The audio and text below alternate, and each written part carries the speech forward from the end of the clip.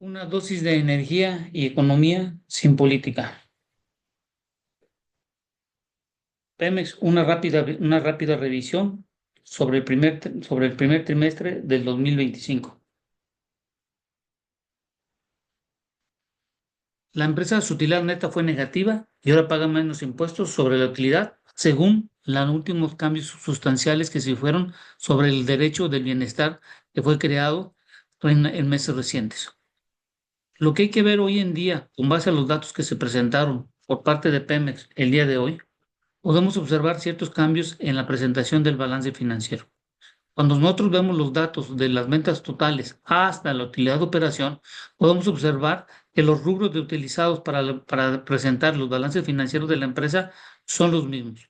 Ya para este año ha cambiado en donde se ha incorporado lo que llaman el derecho petrolero del bienestar y en el cual está antes de la pérdida de antes de impuestos, que esto anteriormente, como podemos ver aquí, se consideraban los impuestos y derechos hasta antes de la utilidad neta. Hoy en día vemos que el derecho petrolero de bienestar está antes de la pérdida de impuestos y esto es un nuevo cambio sobre la forma de presentar. Son los mismos números y llegaríamos a los mismos. Lo único que se está representando es el derecho del bienestar y sobre todo la fórmula como se calcula el día de hoy, que dependerá mucho del precio del barril y sobre todo una mejor utilización sobre todo de lo que se extrae del subsuelo o lo que se comercializa o en todo aquello que está en el sector de los hidrocarburos que tenemos hoy en día. Con esta información y con este nuevo balance que se presenta, podemos establecer que la totalidad de los ingresos que tiene hoy la empresa depende mucho, sobre todo de la venta de gasolina, diésel y la exportación de crudo. En estos dos rubros, en el trimestre del año pasado, representaban casi alrededor de más del 60%. Como podemos ver esto y el resto de los petrolíferos donde están los combustibles y otros que se dedican gran parte. Es decir, el negocio de Pemex no está en la refinación o en la extracción de los hidrocarburos, sino en la comercialización, ya sea de lo que se produzca de las refinerías petroquímicas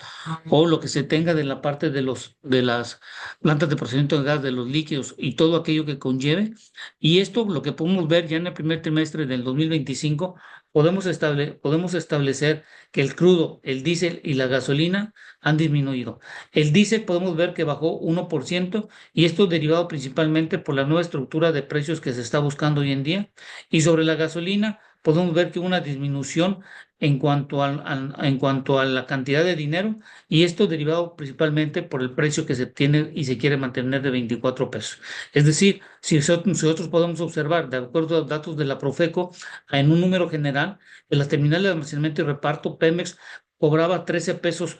el litro de gasolina y hoy está en 11. El sacrificado es Pemex y esto puede originar una reducción, sobre todo en los ingresos de la empresa en los próximos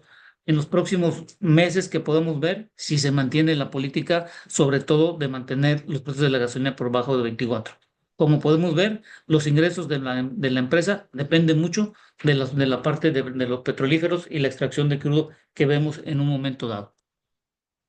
Con toda esta información y viendo el nuevo balance como se está presentando, el derecho petrolero para el bienestar es el que se aplica al valor de los hidrocarburos extraídos durante el ejercicio fiscal de que se trate, incluyendo el consumo que de estos productos efectúe el asignatario, así como las mermas por derramas o quemas de dichos productos sin deducción alguna.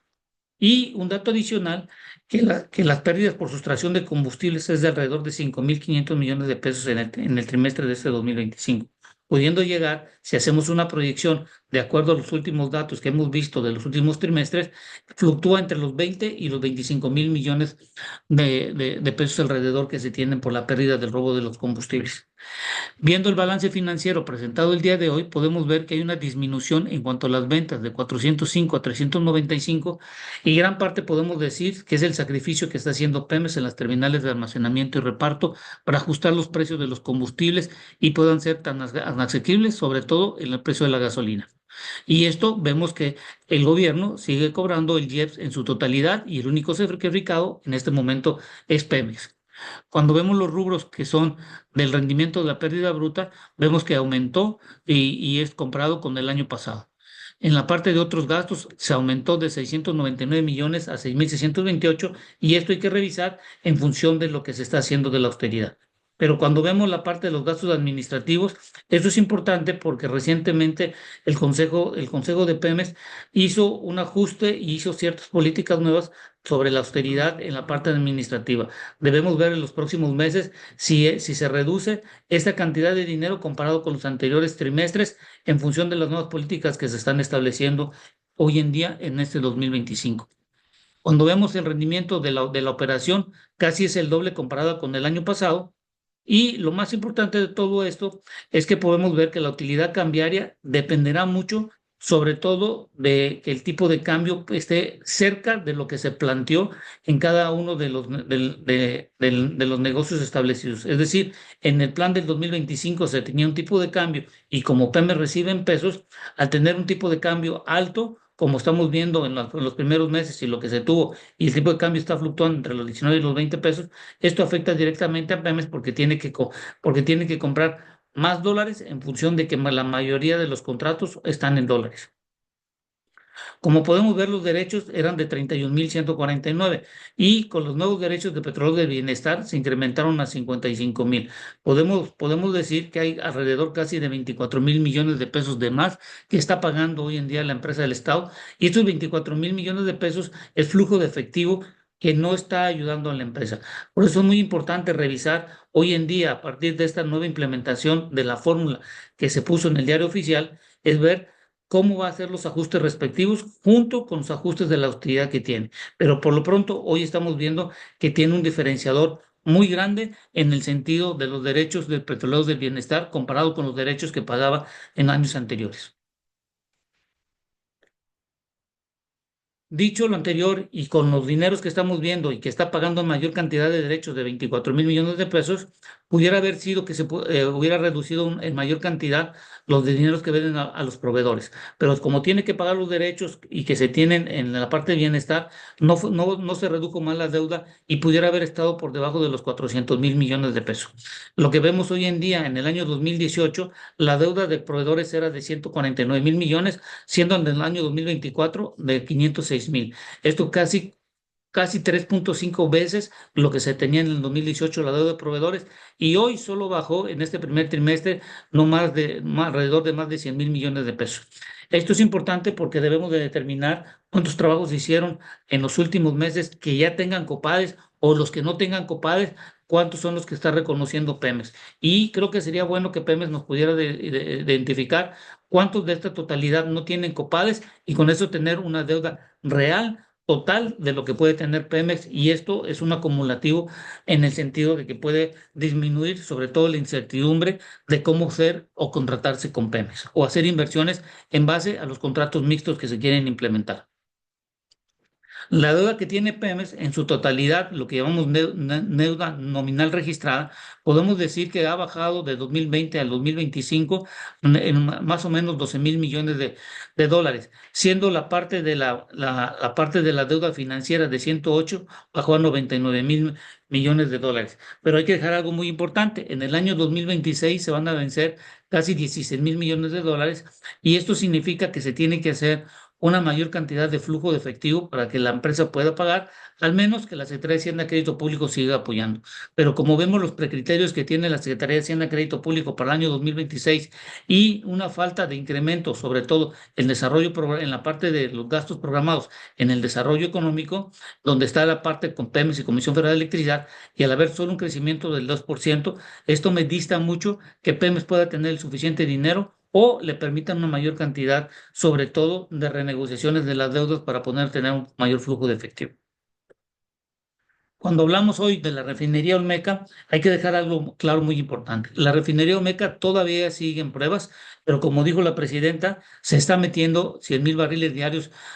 para hacer la continuidad de las pruebas. ¿Y esto por qué? Porque si vemos los datos de marzo del 2025, se metieron 103.000 barriles de petróleo crudo, siendo que solo salieron 51.000 barriles de petrolíferos. Esto me da un significado que no tenía una relación en base al porcentaje del diseño que se tiene por cada barril que se está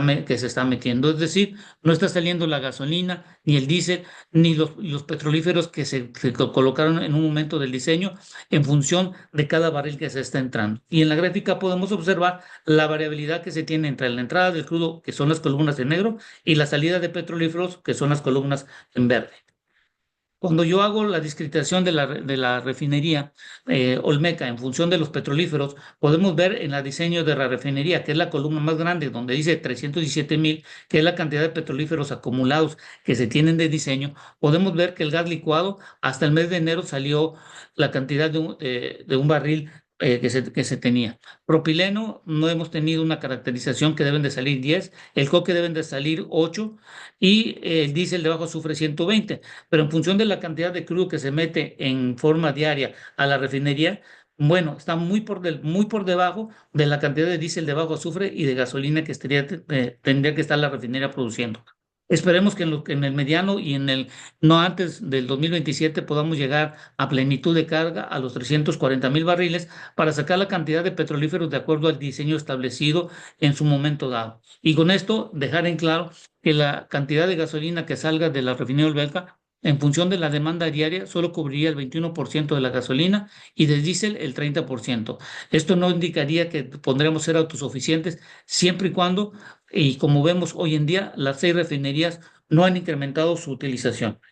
¿Por qué lo decimos esto, que no vamos a ser autosuficientes? Porque agarrando los datos de la gráfica que podemos observar ahorita, es, por ejemplo, en enero del 24, las 6 refinerías con una capacidad total de 1,644,000 barriles solo estaban trabajando al 58% con la cantidad de crudo de la columna verde, que eran de 954,000. Ya en el mes de julio, como podemos observar aquí en la gráfica, tenemos que pasó las 6 refinerías y se incrementó en el sistema de refinación La Olmeca, pasó de 1,644,000 a 1,984,000 barriles la capacidad total de la refinación que tenemos hoy en México.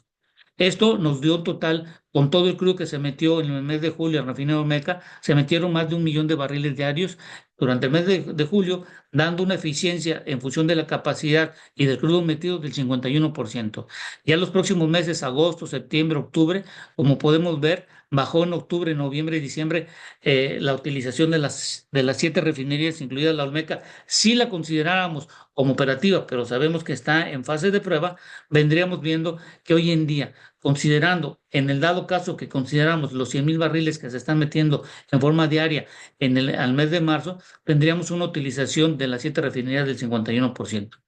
Supongamos que las 6 refinerías llegasen a tener una utilización más del 80% y junto con de la Olmeca estuvieran las 7 entre el 85 y el 90%, podríamos decir que seríamos autosuficientes. Aquí la pregunta es, ¿las 6 refinerías que tienen actualmente van a ayudar a la refinería Olmeca a poder convertirnos autosuficientes? La pregunta está, y tendremos que estar viéndolo en los próximos meses con las refiguraciones de Tula y de Salamanca, y sobre todo el incremento de estas en cuanto a la cantidad de gasolina y de diésel, que son los principales combustibles que hoy en día tenemos un déficit y por eso tenemos una mayor importación. Aquí la pregunta que tenemos que hacernos en los próximos meses es, ¿a Pemex le van a dar el suficiente dinero para poder mantener, incrementar la producción, tener una mejor rentabilidad en cuanto a las refinerías, a sabiendas que hoy, de acuerdo al balance que presentaron en el primer trimestre, Pemex, sobre todo, depende mucho de los ingresos de la venta de gasolina, diésel y la exportación de petróleo crudo? Estos representan entre el 60 y el 70% del total de los ingresos de la empresa del Estado. Y por lo tanto, dependerá mucho sobre cómo y en dónde puedan ayudar a esta empresa en los próximos meses. Gracias y espero que esta información sirva.